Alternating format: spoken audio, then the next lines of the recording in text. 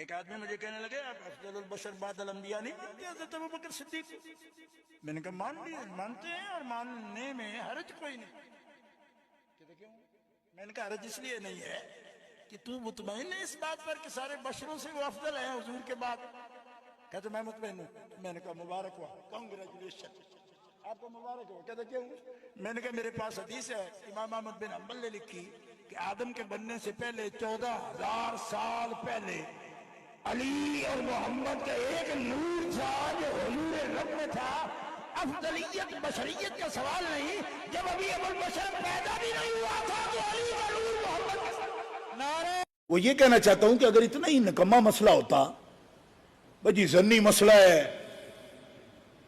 اجماع نہیں، کوئی مضبوط نہیں، تو میں پوچھتا ہوں تم بڑے عالم ہو یا مولا علی بڑے عالم ہیں؟ بس اس سوال کا مجھے جواب دو.